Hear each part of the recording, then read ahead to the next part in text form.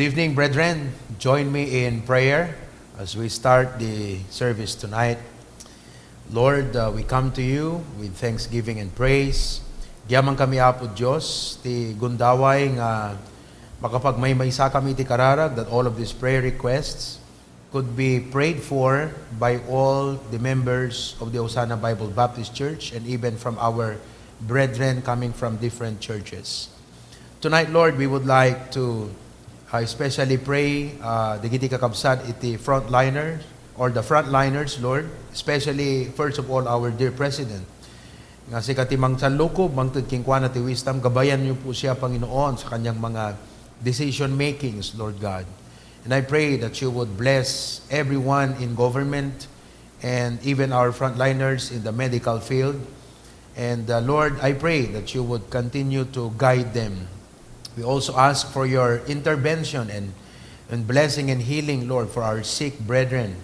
We pray for Pastor Dennis Calillo, that di marikrit na apo iti siket na, ipate mo ti man nakabaling nga imam.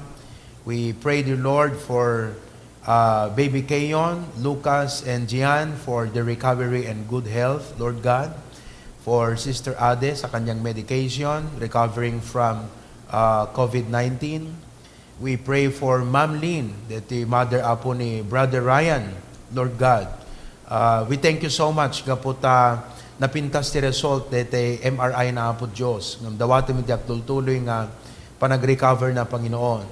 And we pray for Nanay Tina Camacho, mother ni Tita Teresa, Lord.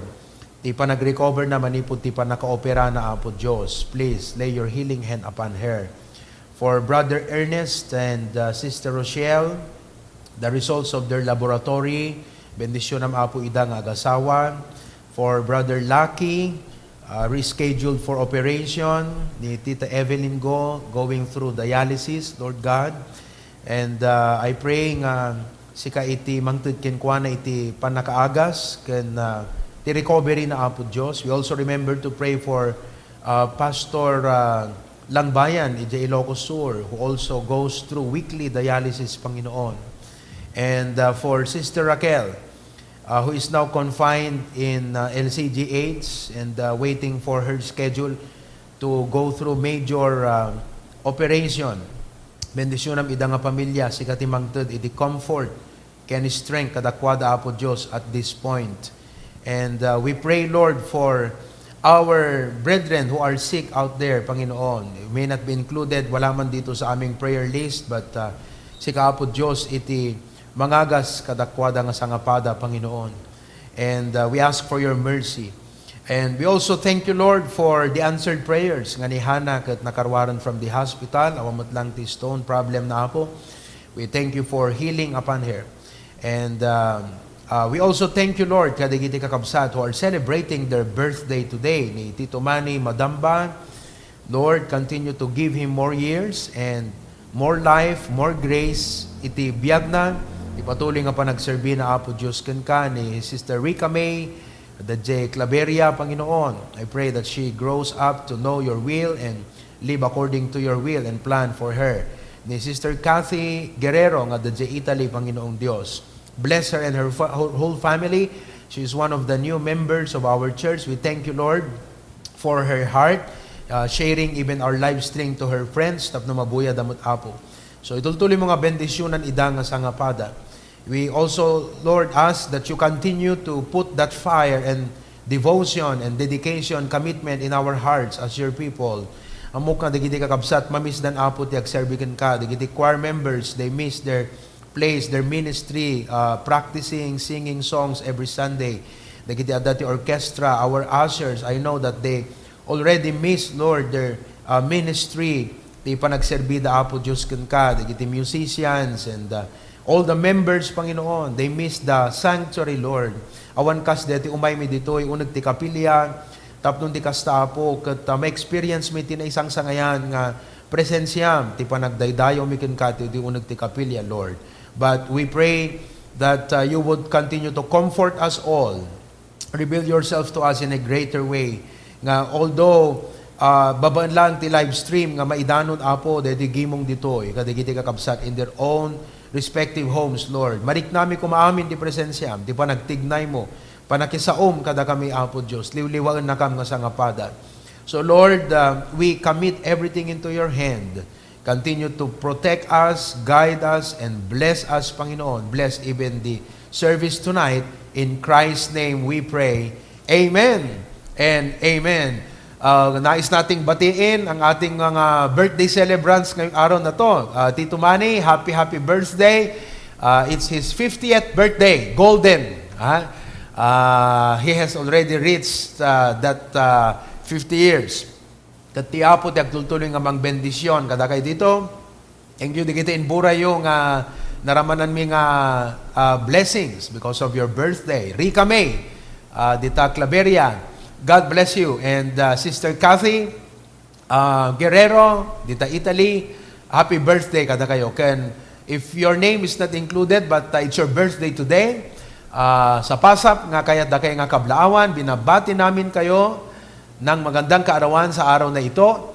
I pray that God would continue to bless your lives. Amen? So at this point, we'll have the Bible reading. At ang magbibigay po sa atin ng Bible reading ngayong gabi ay si Pastor Dennis Calillo of HBBC Claveria. So, maaaring tumayo po tayong lahat at kunin natin ang ating mga Bibles for our Bible reading tonight. Hello HBBC family. Kaya't kuman nga kablaawan iti sakto mong galmay sa kanya tayo iti dayto nga harabi sa paita na salunat ken nakiret tayo nga nakadanon man na kadayto nga aldaw tapno makapagtitipon dayo iti apo nga mangdaydayaw ken kahit kumamot nga kablaawan iti patriarch tayo Pastor John ken ni Ma'am Cora and also to our loving pastor, senior pastor of HBBC, Pastor Provy. Thank you iti Anos ayat ken mensaheng pastor nga iburburay mo iti prayer meeting Sunday morning, Sunday afternoon ken devotion pastor ken takkel nga mangted iti piksa ken pammatib iti pamati nga tultuloy nga agserbi iti apo despite iti kastoy nga sitwasyon iti diya. Et kakabsat tawatek nga tumakper tayo amin alahan tayo iti Biblia tayo, lokiban tayo iti James chapter 1 verse 1 to 5. And sumurot kayo iti panagbasa kakabsat. James, a servant of God and of the Lord Jesus Christ, to the 12 tribes which are scattered abroad, greeting. My brethren, count it all joy when you fall into diverse temptation, knowing this, that the trying of your faith worketh patience. But let patience have perfect work, that ye may be perfect and entire, wanting nothing. If any of you lack wisdom, let him ask of God, that giveth to all men liberally, and upbraideth not, and it shall be given him. Tawatek na dumog tayo, ket agkararag tayo kakabsat. Managayat ken managparabon nga Dios iti daytoy nga rabii. Agyaman kami manen Apo Dios. Dahil paay mo manen, dahil nga aldaw, dahil nga oras, dahil nga bundaway ako. Tapnon, da kami nga HBBC family, ken urepe dagiti bisita ako, nga agbuy-buya, kat agmay-may sa kami Apo Diyos nga mangdayaw ken ka. Mangdengeg Apo Diyos, dagiti saong nga mangted iti panakapapik sa iti pamati mi, panakapatibker Apo Diyos iti pamati ni Apo, nagtultuloy nga agserbiken ka. Alawin Apo Diyos, ikararag ni manen, nga pagbalaygyam Apo Diyos, daytoy nga serbisyo iti daytoy nga rabii Apo. Katno kadi Apo Diyos, at iti makitang marugit iti puso ken iti panunot ni iti daytoy nga rabii. Ikatom kadi Apo Diyos pangaasim. Tapnon awan iti tubeng Apo. Kadagitoy nga blessing ipaay mo kanyami iti daytoy nga kanito. Dalusan na kami nga rod Apo Diyos, tapnon may kari kami nga manglakam, kadagitoy nga sasaong bendisyon Apo nga gapuken ka. Urepe Apo Diyos, awan ko may iti lugar ni Satanas, iti daytoy nga bundaway. Ken urepe Apo Diyos, tulungam Apo iti adipen mo, masabi ka ni Apo Diyos, tapuluwang tikiret ken tiksa, na inlangitan nga sirip Apo, ken kanglungaan Apo Diyos, iti pan nakabalin mo, iti biyag na Apo. Tapnon Apo Diyos, daytoy panakaiturong daytoy gimong iti daytoy nga rabi Apo ket agbalay gi Apo. Uray pa Apo Dios iti agdengdengeg agbibuya Apo bisbisita man Apo sapay ka di Apo Dios. Tay bless mo iti puso da Apo. Ket amin dagitoy dawaten ni tinagan ni Apo ning Jesus. Amen. Good evening, kakabsat. Naimbag na rabi tayo man aminen. Ket welcome to our prayer meeting and through this live stream. Ket may danon manen ti sa utiyapo kada kayo kakabsat. Amen. You can also participate sa ating pong gawain dito sa ating pulpit and main sanctuary of the Hosanna Bible Baptist Church. So tonight, we will sing songs to the Lord. Amen? Amen. At ang ating pong mga awitin ay about faith, about trust, and about walking with God. Yes. There is a song that I first heard when I was in Sunday school. Nag-Sunday school pa po ako. This was during my elementary years. I learned this song and it's a wonderful song. And tonight, I want us to sing this song to the Lord. Amen. I know the Lord will make a way for me. Okay? Amen. Kakantahin natin to.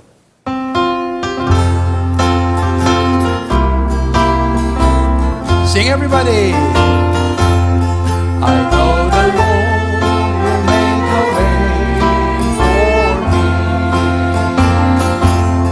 I know the Lord will make a way for me.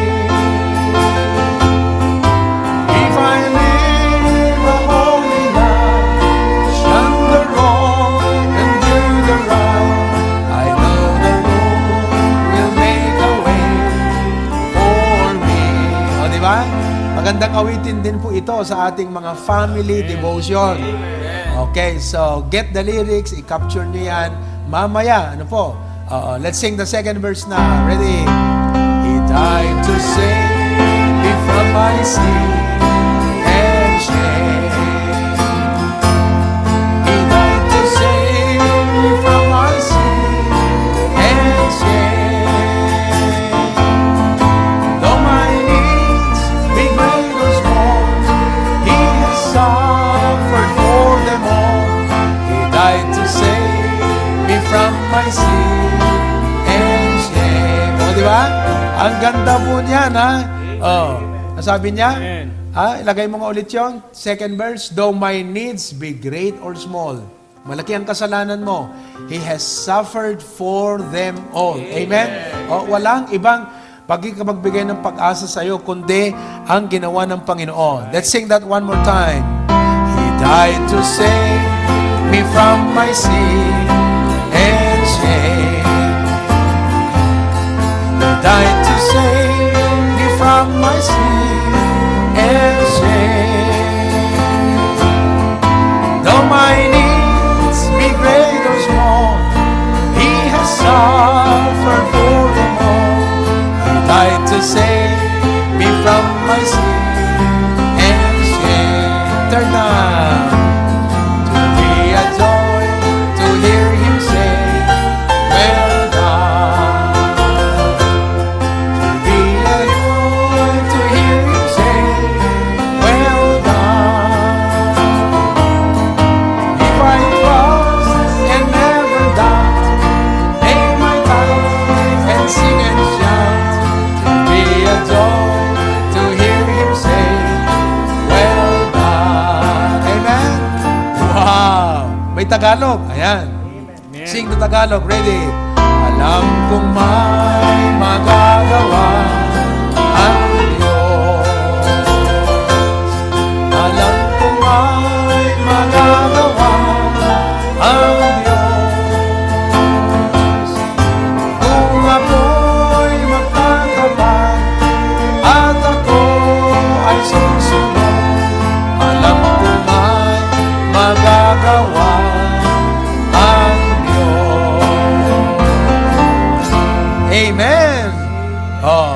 Mga kapatid, pwede niyong awitin yan sa inyong mga family devotions. Amen. Second song tonight, Where Could I Go? Amen. But to the Lord. He is our refuge. He is our friend. He gives us comfort. Amen. So needing a friend to save me in the end, Where could I go but to the Lord? Amen. Okay? Waitin po natin yan. First time.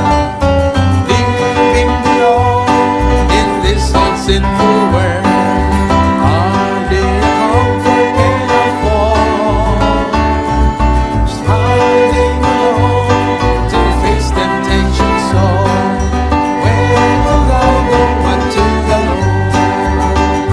Go, where could I go? Oh, where could I go? Seeking a refuge for my soul.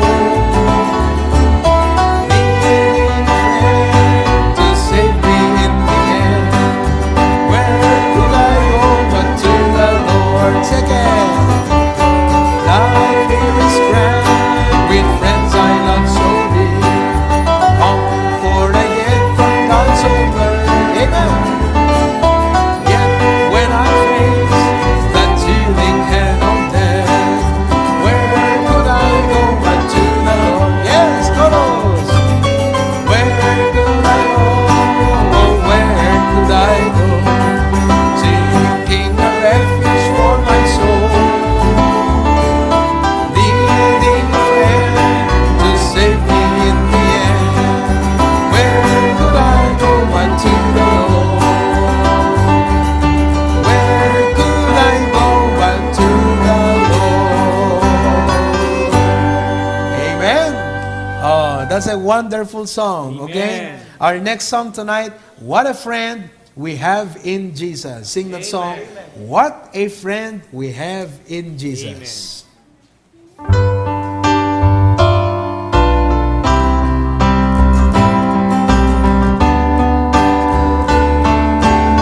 On the first time. What a friend we have in Jesus.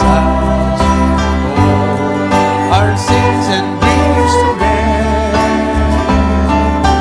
What a privilege to bear. Everything to God in prayer. Oh, what peace we often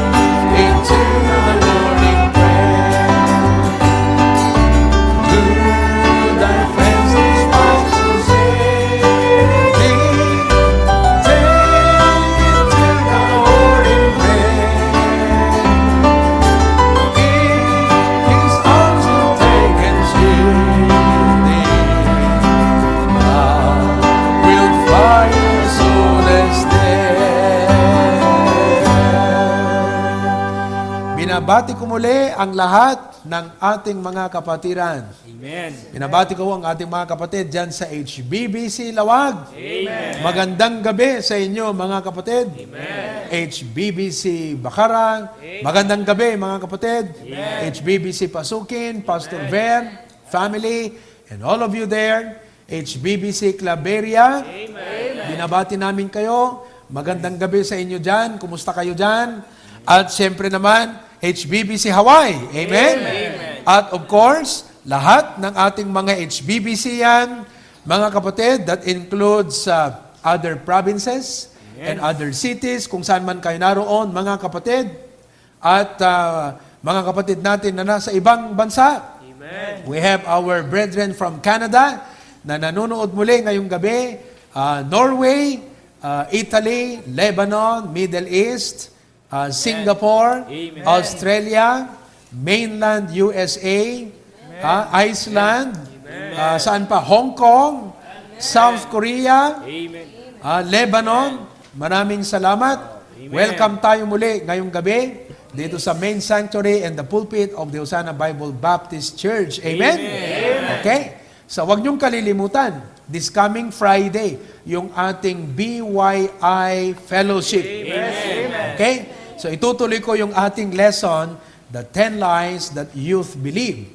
So, sinimulan ko yan last time, pero nakat dahil nawalan ng kuryente, no po? But praying and hoping, this coming Friday, everything will be okay by the grace of God. Okay?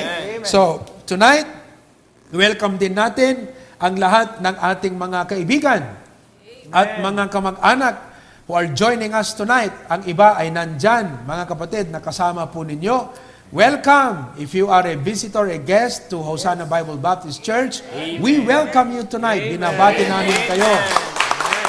At ganun din po ang mga pastors and churches na nakipag-join na rin sa atin sa live stream, sa magitan po ng live stream ngayong gabi. Magandang gabi po, mga dear pastors and brothers and sisters in Christ. Palakpakan natin sila.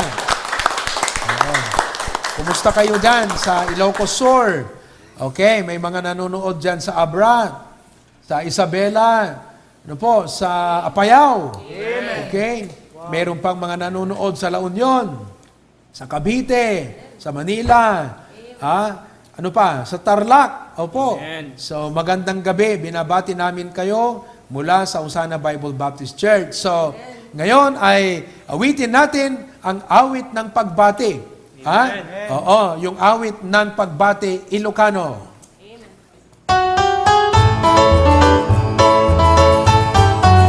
Ready?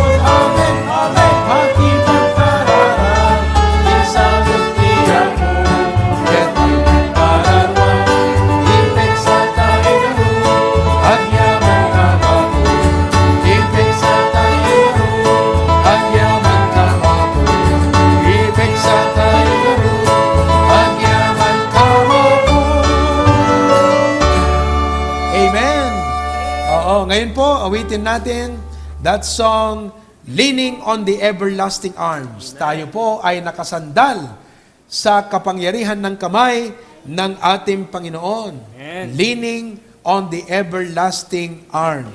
Amen. On the first, what a fellowship, what a joy divine, on the everlasting arms, what a blessedness, what a peace is mine, on the everlasting arms, safe and secure from all our wrongs. Amen.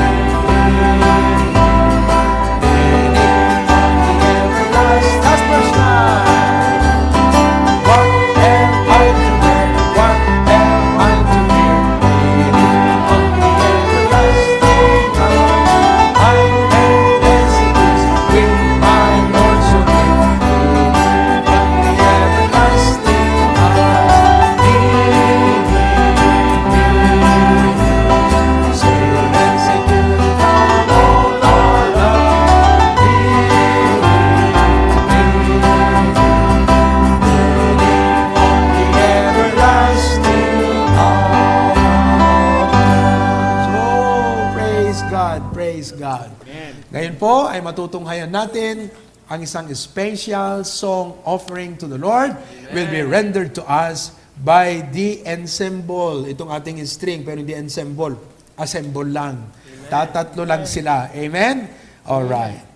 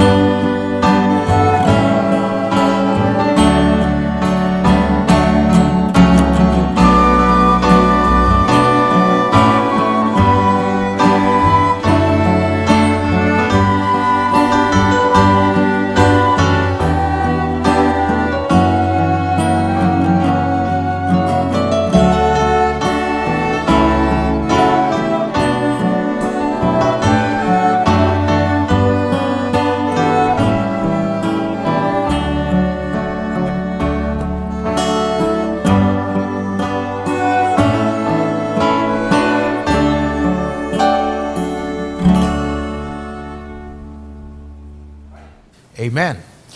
You know, we live in a times of uncertainties, panic, fear, and trouble. And instead of fainting, this is a time for us as God's people to exercise our faith. Amen. Tonight, I'd like to share with you the message of God.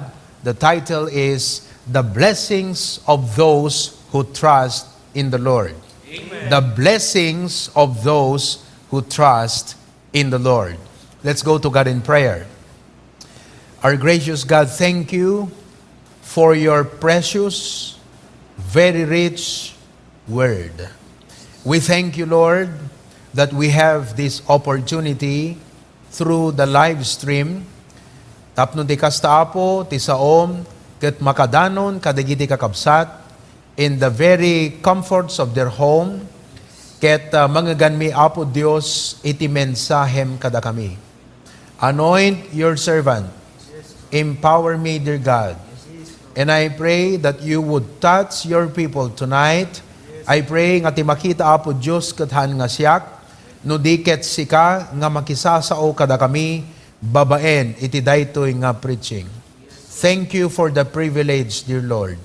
In Jesus' name we pray. Amen. Amuyo kakabsat, there are many things that can shake our trust and our mind's grip on the Lord. At times, nga di pa nagtalagtay tiyapo kakabsat, kat dete mas shake. One is problem. No ado dagiti problema, ang napakaraming suliranin o kabigatan. This could shake our faith. This could shake our trust in the Lord. Secondly, the prosperity of the wicked. Pag sinabing prosperity, ito yung pag-asenso, yung maginhawa, magtatanong yung ating kaisipan, yung ating isip, at sasabihin natin, bakit ang mga taong ito, they are not God-fearing, they don't believe in God, they are not trusting God, they are not serving God, but they are prospering, numaasenso, gumiginhawa ang kanilang buhay.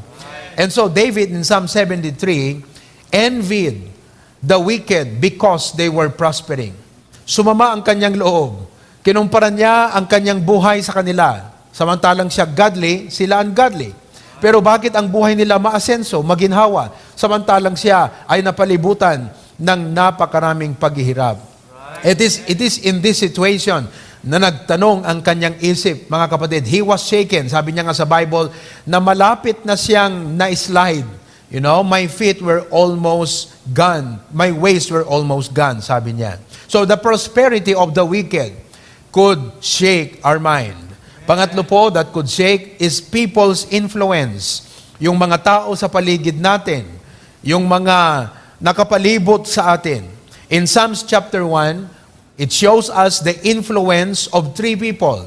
Number 1, the ungodly. Sila po yung walang kabanalan sa pag-iisip, sa kanilang pandamdam, sa kanilang pananalita, sa kanilang mga ginagawa, makita mo ang walang kabanalan. And their lifestyle delivers a message to you. Pangalawa, sinner, makasalanan. Pangatlo, they scornful, sabi ng Bible, yung mga manunuya, yung mga kumukutya, mga kapatid, sa pangalan ng Panginoon, those who blaspheme the name of God.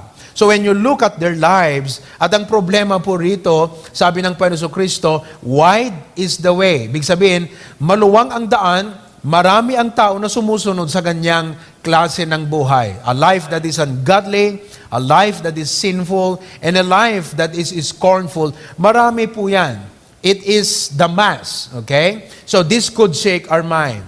Another thing that could shake us is plentiful blessings. Pag tayo po ay pinagpala, we tend to focus on the gifts rather than on the giver of the blessing. Nakakalimutan natin yung nagbigay. Nagiging siyadong na lang siya at ang namamagnify ay yung kanyang binigay. So, these are only some of the things that could shake our trust and our mind's grip on the Lord. But tonight, I would like to encourage and challenge you, my dear brethren in the Lord, even our guest and visitor, to trust in God. Amen. That no matter how many problems you have, that even when you see the wicked prospering, even though there are so many people who are ungodly, sinful, and scornful, that even though God would bless you with plentiful blessings, you must not lose your trust in the Lord. The Bible says in Psalms 34 verse 8, and listen, God said, "Oh, taste and see that the Lord is good. Blessed is the man that trusteth in Him." Mapalad daw po ang tao na nagtitiwala sa Kanya. Psalms chapter 40, verse number 4. The Bible says, "Blessed is the man that maketh the Lord his trust, and respecteth not the proud, nor such as turn aside to lies." Bendito ti tao nga pagbalinan na ti Apo a pagkamatalkan na. Psalms 146 verse 5. The Bible says, "Happy is he that hath the God of Jacob for his help, whose hope is in the Lord his God." So nakita niyo po, mapalad ang taong nagtitiwala sa Diyos. We want to put ourselves in that shoes. The man who trusts in God. Ano bang ibig sabihin ng trust? It means to believe, to rely, to have confidence on. Ito po yung tao na nasa estado na siya, ang kanyang paniniwala at pananalig ay sa Diyos. Namumuhay siya na umaasa sa Panginoon. Nagtatrabaho, he goes about with the regular routines and responsibilities and rigid things of life na may kumpiyansa ang kanyang puso sa Panginoon. Amen. So he goes about with the realities of life, the responsibilities of life, the rigid things of life, the routine of life, ginagawa niya lahat ito ng may pagtitiwala, pananalig, at pag-asa sa ating Panginoon. That's the man who trusts in the Lord. The question tonight is this: what are the blessings of those who trust in the Lord?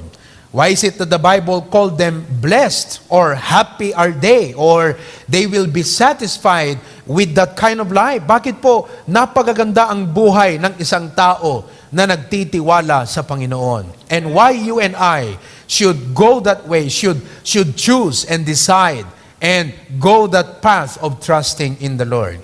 Meron pong tatlo sa Biblia, sa napakarami pong mga bagay na pwede kong maibahagi. Let me share with you 3 things tonight, the 3 blessings of those who trust in the Lord.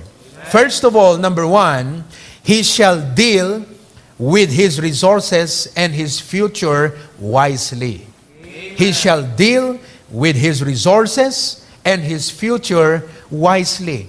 Ang tao na may pagtitiwala, may pananalig, umaasa, at may kumpiyansa sa Panginoon, mga kapatid, ang blessing sa kanya, meron po siyang karunungan.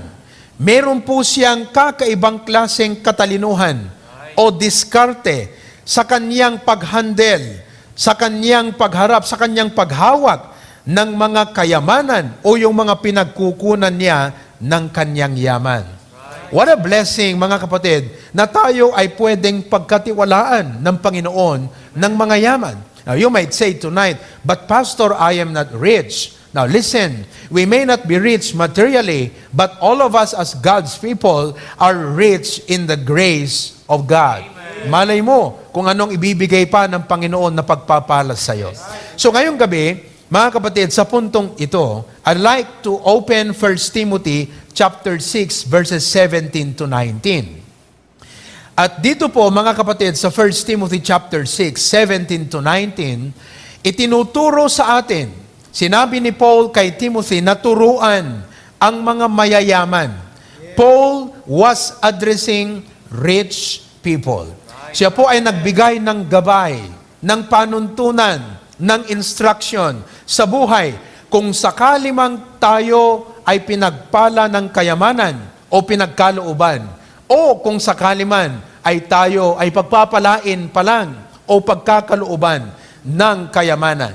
So whether you are rich now or maybe later you will be rich, please listen to this instruction because this is a biblical guide upang po ang mga riches na ito, instead na sumira sa atin, hindi po, mas gagandang ating buhay dahil yung ating puso hindi nawala yung ating pagtitiwala sa Panginoon. Amen. Babasahin ko po at babaybayin natin ang verse ng 1 Timothy 6:17 to 19.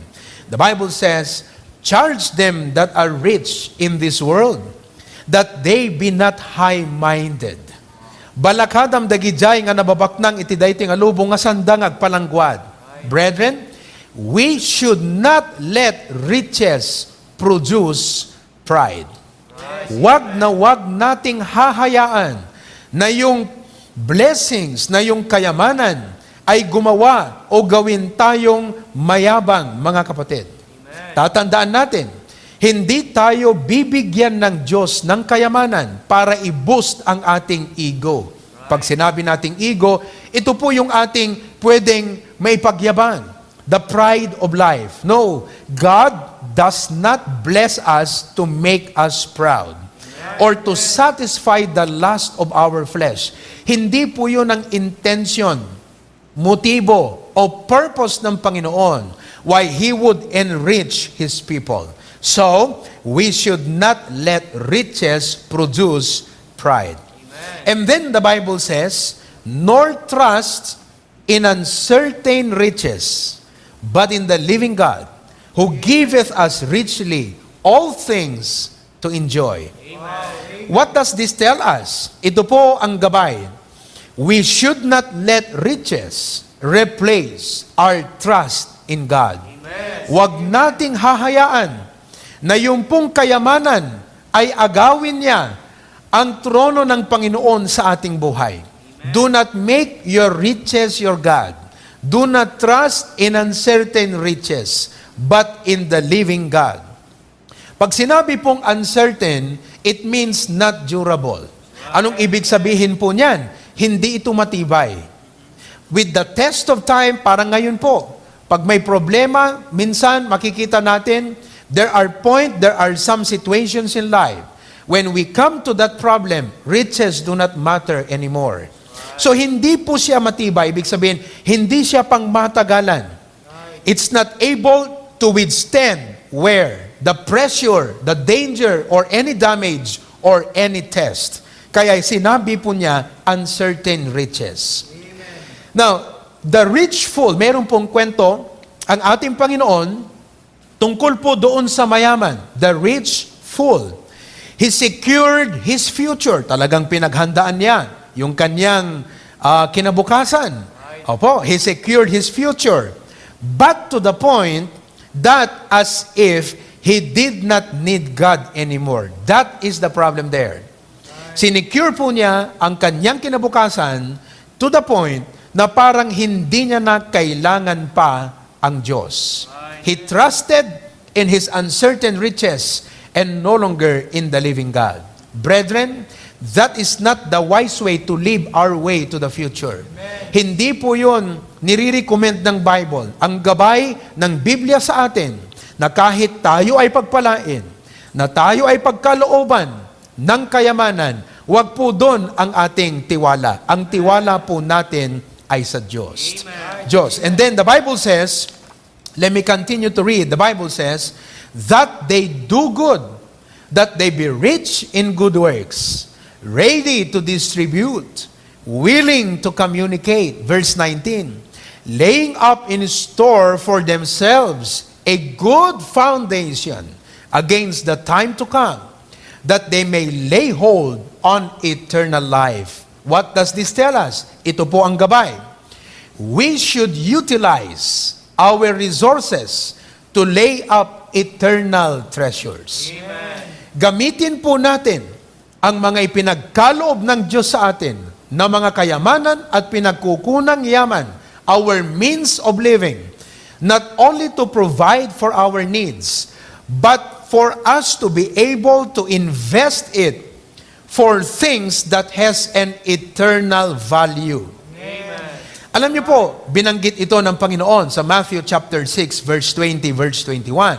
Jesus said, but lay up for yourselves treasures in heaven. Oh, you might say, Pastor, how can I lay up treasures in heaven? Papaano na i-convert yung aking kayamanan ay convertible into an eternal treasure in heaven?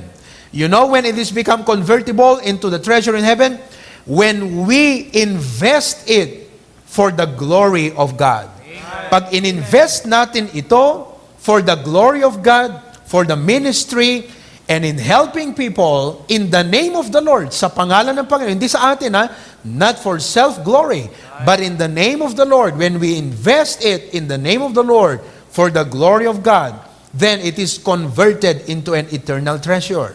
And Jesus said, lay up for yourselves treasures in heaven, where neither moth nor rust doth corrupt, where thieves do not break through, nor steal. Hindi po kayang agawin, nakawin ng kahit nino. Bakit po? Ito yung sinasabi ng laying up in store. Sabi ng Panginoon Kristo, for where your treasure is, there will your heart be also. Yan po ang nais ng Panginoon. Na hindi po agawin ng kayamanan yung ating puso sa Panginoon. Kundi yung ating puso para sa Panginoon, gagamitin ang kayamanan to lay up treasures in heaven. Amen. When He makes us rich, when God will make us rich, it is so that we can abound more in good works. Amen. Hindi lang po binigay yan ng Panginoon to provide for our needs, but so that we can abound in good works. Halimbawa po, pag ikaw ay inalok ng isang high-paying job, mataas ang sweldo, for example, you do not just simply grab it, hindi yung kukunin mo ito because you are craving. Alam niyo po yung salitang craving. Ito po yung parang kumain ka na, pero parang gusto mo pang kumain. Meron kang craving. Ano po? So, yung pong high-paying job, we do not simply grab it because we crave for the luxuries that money offers. Hindi po yun ang main motive natin. At sabi ng Panginoon, iwanan mo yan. For in that case, money becomes our God. But when God gives you a high-paying job, pag ang Diyos, binigyan ka ng trabaho na mataas at maganda ang sweldo, it is, listen to this, that God will require more of you. The Bible says, for to whom much is given, much is required. Ito po ang nais ng Panginoon na taglayin natin sa ating isip. That when God gives us more, it is because He will require more of us. In other words, nakita niya kasi na pwede niya tayong pagkatiwalaan, na pwede niya tayong gamitin. So He would enrich us so that He can use us to bless other people. Yan ang purpose ng Panginoon. So, we should utilize our resources to lay up treasures in heaven. And it is in this sense, sa sentidong ganito mga kapatid, that we exercise wisdom by trusting in the Lord. Let me give you some closing point before I move to the second point. Ganito po yan mga kapatid. When we are trusting God, we are satisfied of God, and God is enough, ganito po yan. When God is enough for you, pag sapat na kasi ang Diyos sa'yo, big sabihin, siyang nakakapagbigay sa'yo ng lahat. He is the source. Ano po? He is your guide. He is your leader. Lahat ng kailangan mo sa Kanya. Ano po? When God is enough for us, then money does not become the source of our peace and satisfaction. That truth is loaded, mga kapatid. Ulitin ko po. When God is enough for us, then money does not become the source of our peace and satisfaction.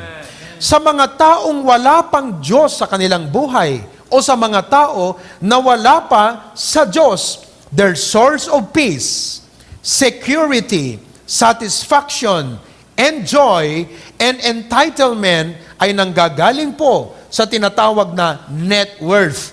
Magkano sila? Sa yaman, sa kung magkano ang karami ng pera na meron sila. But to us, God's people, God is enough. He is our pastor. He's our shepherd. He saved us. Grace is abounding in Him. He loved us. His mercy is new every morning. God is faithful to us. When God is enough for us, then money does not become the source of our peace and satisfaction. Ibig sabihin na pag ang Diyos ay sapat para sa atin, pagkalooban man tayo ng Diyos ng kayamanan, pero hindi po doon manggagaling ang ating kapayapaan, ang ating katiwasayan, ang ating kaligayahan, kundi sa Panginoon pa rin. Pakinggan niyo po ang sinabi ng Hebrews 13:5 and 6. Let your conversation be without covetousness. Ibig sabihin, makontento ka. Our godliness should teach us to become content with life. And be content with such things as you have. Kung anong meron ka ngayon, binigay ng Panginoon, magpasalamat ka sapagkat God is enough. Ano po? For He had said, ito po ang sabi niya, I will never leave thee, nor forsake thee. Pinapakita ng Diyos na yung kanyang presensya sa atin ay sapat. So that we may boldly say, the Lord is my helper, and I will not fear what men shall do unto me. So, brethren, when God is enough for us, then money does not become the source of our peace and satisfaction. Ano pa po? When God is enough for us, pag ang Diyos ay sapat na sa atin, we will be a blessing to others. Hindi natin mamahalin ang pera, pero dahil ang Diyos sapat na sa atin, mahal natin siya, at tayo kontento sa pag-ibig ng Diyos sa kanyang presensya sa buhay natin, mga kapatid, gagamitin natin ang kanyang ipinagkaloob na kapangyarihan na kayamanan o mga oportunidad sa atin upang i-extend natin sa mga tao ang Diyos sa buhay natin. Ipakita natin sa kanila ang pag-ibig, ang kabutihan, ang awa, ang katapatan ng Panginoon sa ating buhay. Let your light so shine before men that they may see your good works and glorify your Father which is in heaven. Mga kapatid, God is enough. Tonight, is God enough in your life? Sapat na ba ang Panginoon sa'yo? Are you walking in a satisfying relationship and intimacy with God? Mga kapatid, that is the first blessing of those who walks in faith, those who walk in faith and trust and obedience in God. Sila po ay magkakaroon ng kakaibang pananaw at karunungang katalinuhan upang idil ang kanilang resources na ipinagkaloob ng Diyos sa kanilang buhay. Trust in God. Amen? Secondly, that I would like to share with you the blessings of those who trust in the Lord. Number 2, he shall have peace of mind. He shall have peace of mind. Meron po siyang kapanatagan.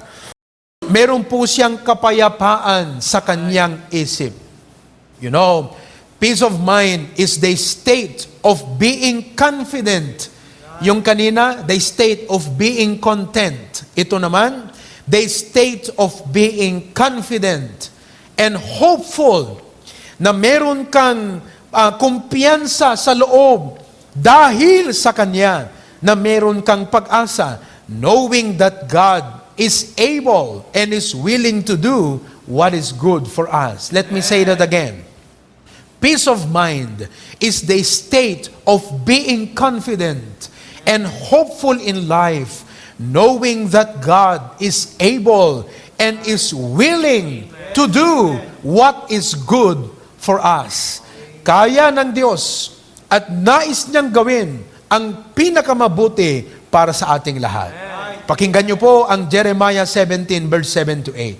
The Bible says, "Blessed is the man that trusteth in the Lord, and whose hope the Lord is. For he shall be as a tree planted by the waters, that spreadeth out her roots by the river, and shall not see when heat cometh, but her leaf shall be green, and shall not be careful." Ibig sabihin ng be not careful, hindi po siya kinakabahan.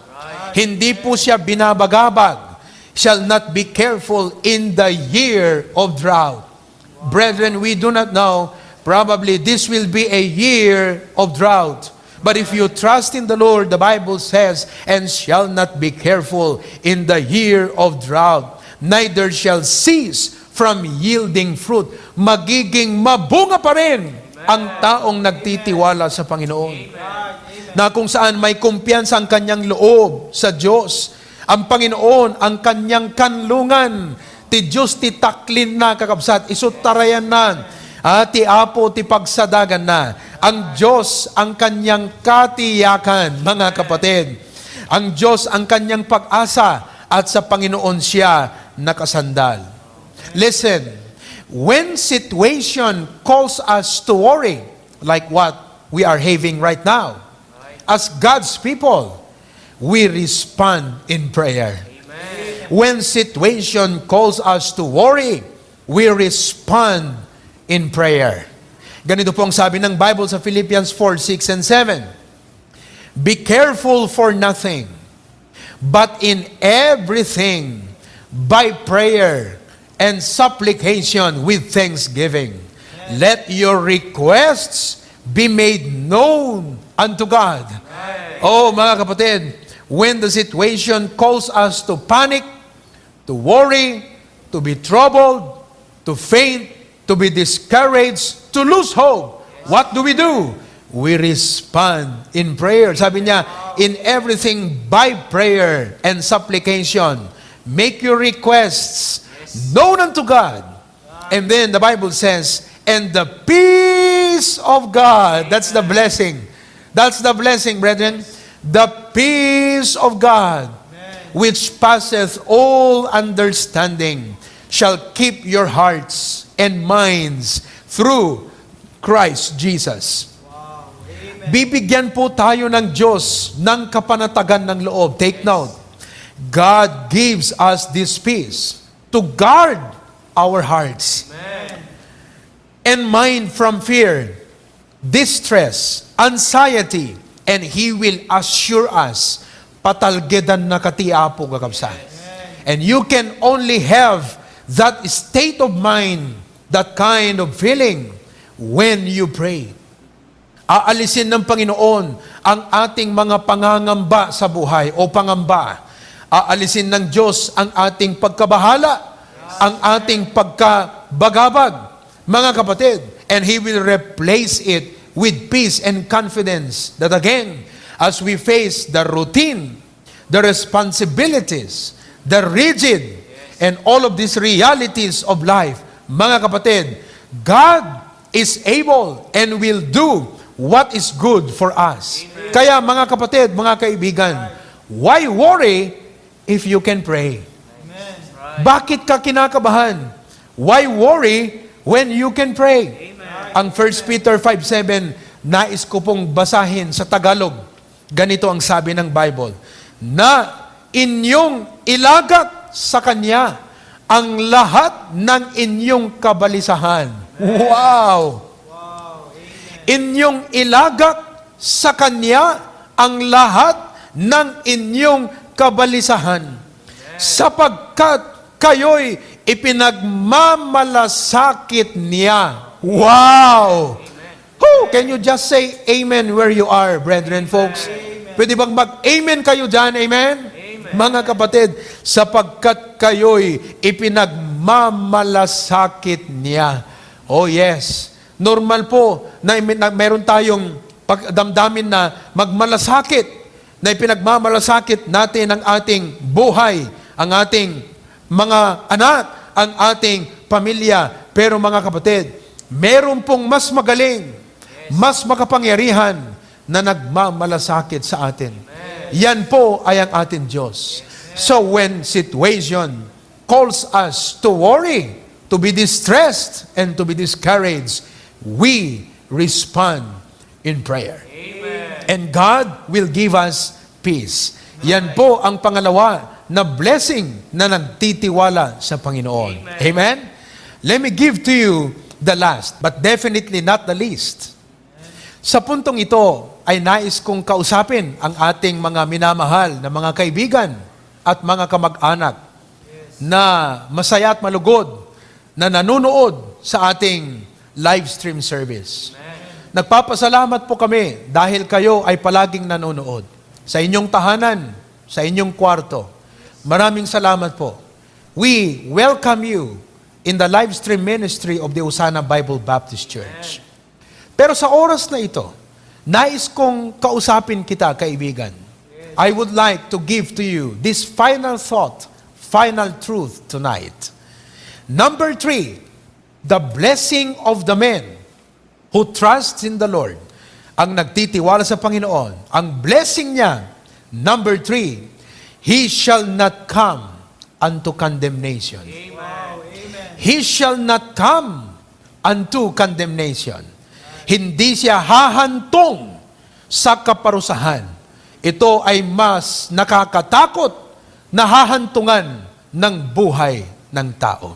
Pero ito ay pwedeng matakasan. We can actually escape this by simply trusting on the Lord Jesus Christ as our personal Savior. Palagay ko po lahat tayo ay nanonood, nakikinig ng balita. And as we watch the news, we can say that our world is in big trouble. Nangingibabaw ngayon ang health concern. Kung bakit wala pang pasok? Dahil sa health concern. Kung bakit may social distance. Kung bakit limitado ang pwede lang pumasok sa grocery. Kung bakit ganito na naka-home quarantine tayo. Lahat ng ito ay dahil sa health concern. Nakakalungkot isipin ang pagdami ng mga namamatay. Nangunguna ang US, Spain, Italy. At ang isang nakakabahala ay ang global crisis na magiging epekto nito. Sa ekonomiya ng ating gobyerno, ng lahat ng mga bansa, apektado tayong lahat pag ito ay bumagsak at nasaid. So, in my stubbornness, bilang isang lingkod ng Diyos, this reminds me, and I would like to share with you, that we are actually dealing with two viruses. Amen. Both are deadly. Nakakamatay. Devastating. Nakakawasak at nakakasira.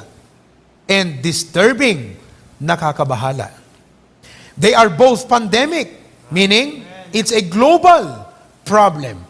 Lahat ng tao kasali sa problemang ito. Two viruses. One virus is physical in its effect. The other is eternal in its effect. The physical is coronavirus disease 19 or COVID-19. The other virus, which is really more serious, is sin. So ang COVID-19, it threatens our earthly life. Marami na pong mga businessmen ang kinakabahan ngayon. Marami na pong mga investors ang kinakabahan. Marami na pong mga may trabaho at nawalan na ng trabaho ang kinakabahan. COVID-19 threatens our physical life. But listen, sin endangers the eternal destiny of our soul. While we may fear the face of COVID-19, but I want to tell you tonight na mas nakakatakot, it is even more horrible to think that you one day will suffer the torment in hell. Ang sabi po ng Bible sa Romans 5:18, sa Tagalog ay babasahin ko, kaya kung paanong sa pamamagitan ng isang pagsuway, ito po ay yung kasalanan ginawa ni Adan, isang pagsuway ay dumating sa lahat ang hatol ng mga tao sa ipagdurusa. Ibig sabihin ng pagdurusa, hindi lang po ito yung nagdurusa tayo sa buhay ngayon dahil sa kasalanan, pero it refers to eternal torment, punishment in hell. Marami sa atin ang nahihirapan na dahil sa community quarantine. Bored na nga yung iba. But this verse is talking about eternal lockdown in hell. Palagay ko ay kaya nating tiisin ang matagal na quarantine. Makakaya siguro natin yan. Mahirap man, yes, pero titiisin natin ang hirap. 2 months, 3 months, kahit 1 taon na quarantine.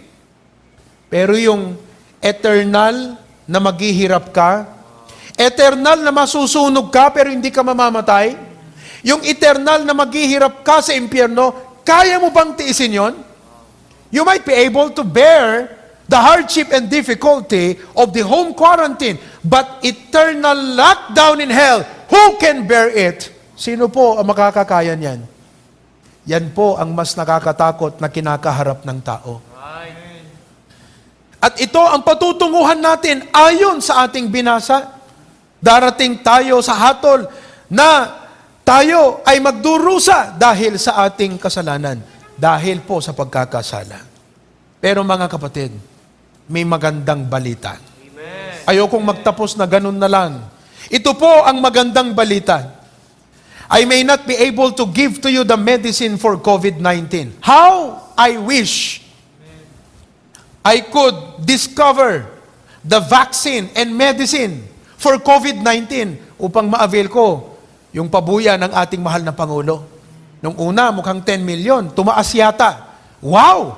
Pag ako nakadiscover, yayaman ako bigla.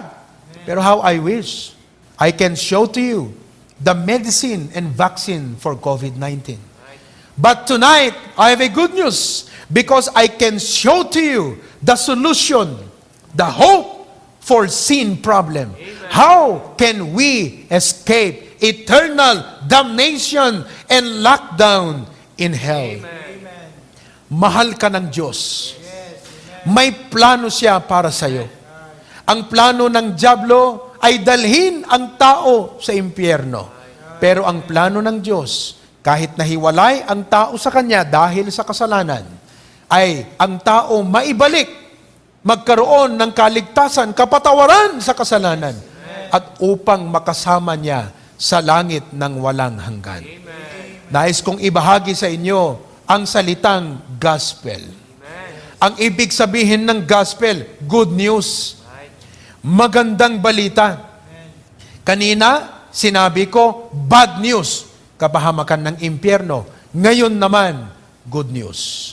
Ang sabi ng Bible sa 1 Corinthians 15, verse 3 and 4, how that Christ died for our sins. Magandang balita po yan. And that He was buried, and that He rose again the third day, according to the Scriptures. Si Kristo po ay namatay. Inako niya ang kaparusahan dapat nating pagdusahan. Dapat magdurusa tayo dahil sa kasalanan. Pero inako ito ng Panginoong Heso Kristo. Napakatamis ang kanyang sinabi sa 1 Peter 2:24. Sa Tagalog ay babasahin ko, na siya rin ang nagdala ng ating mga kasalanan sa kanyang katawan sa ibabaw ng kahoy. Yang kahoy po na yan is the cross where Jesus died on Calvary. It was necessary that Jesus would die and pay with His life. Buhay po niya ang kanyang ibinayad. He shed His blood on the cross of Calvary upang tayo po ay maligtas. Dugo. Naalala ko po yung sa Old Testament. Sabi ng Bible, yung pang-10 na plague of Israel, mga kapatid. Sabi ng Panginoon, magpahid kayo ng dugo sa inyong mga pintuan upang pagdaan ng angel of death, pag may nakita siyang dugo sa inyong pintuan, ay hindi niya papatayin ang firstborn sa loob. That's why that day, those people were saved by the blood on their doorposts. And listen, the only way that you and I can escape and be saved from eternal damnation is through the blood of Jesus Christ. Yun lamang po ang may kapangyarihan na humugas o maghugas ng lahat ng ating mga kasalanan. And then the Bible says, He was buried and He rose again. Nabuhay siya muli, mga kapatid, upang ibigay sa atin ang kaligtasan. Kaya alam mo, I close with this.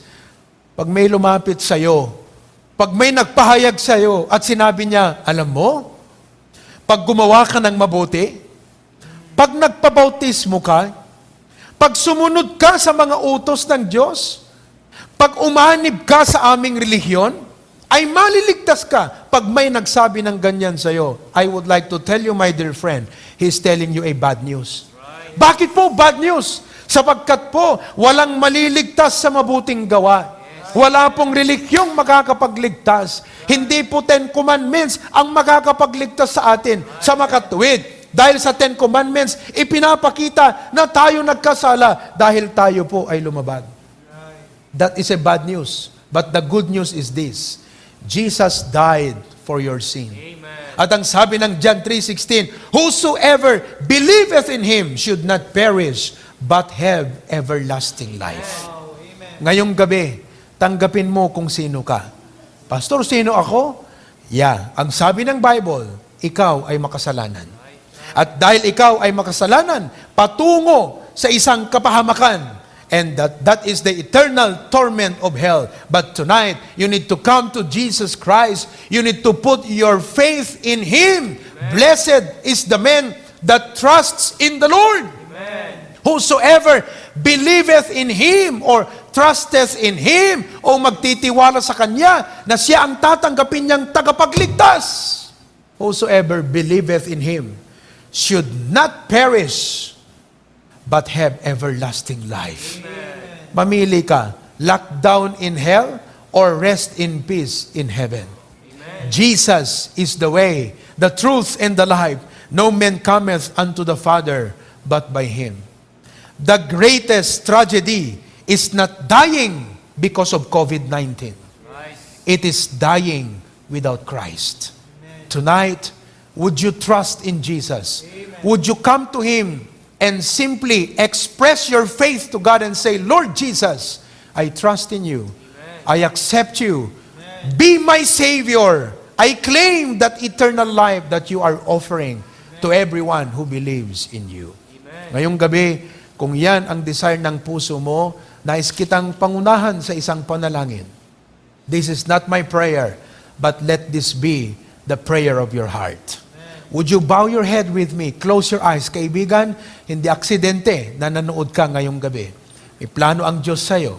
Today is the day of your salvation. Sa panalangin ito, malamang ito ang ipapahayag ng puso mo.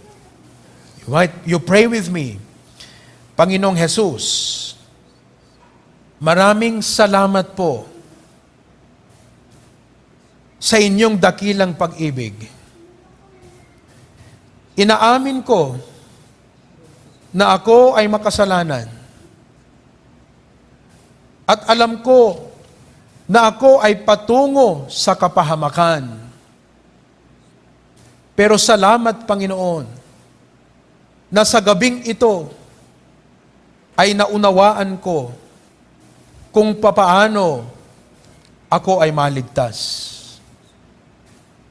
Ngayong araw na ito, April 29, 2020, Panginoong Jesus, I'm coming to you and I accept you as my personal Savior. Maraming salamat, Panginoon, sa iyong pangako, buhay na walang hanggan sa lahat ng nagtiwala sa iyo. Salamat po. Amen. Amen. Praise the Lord. Amen. Tonight, if you have trusted the Lord Jesus Christ, you have put your faith in Him, at siyang tinanggap mo bilang iyong tagapagligtas, ang pangako ng Biblia, whosoever believeth in Him should not perish, but have everlasting life. Amen. I am sure that you can say with all of your heart that you are saved. You are saved and you have eternal life and you will no longer come into condemnation because you have claimed Jesus Christ as your personal Savior. At ngayon na ikaw ay sumampalataya na kay Kristo at ikaw ay meron ng buhay na walang hanggan, ikaw ay ligtas na, magpatuloy kang mamuhay ng may pagtitiwala sa Diyos. Continue to walk in faith and trust in the Lord. Amen? And you will understand that when God is enough in your life, money and things will not become the source of your peace and satisfaction and joy, but God will always be the source of your joy. Amen? And so, when you walk in faith, you will learn to deal with your resources and face your future wisely. Amen. When you walk in faith, when you trust in the Lord, you will have peace of mind.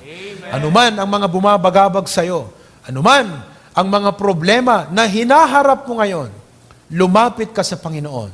Sumandal ka sa Panginoon. Siya ang ating kanlungan at tiyak na bibigyan kanya ng kapayapaan as He will work in answer to your prayer.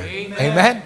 So tonight, umawit po tayo ng isang himno that would express the message of this song and the joy of our hearts tonight. Let's sing that song.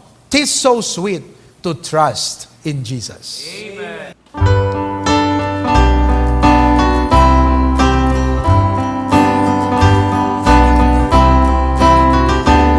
On the first now. Oh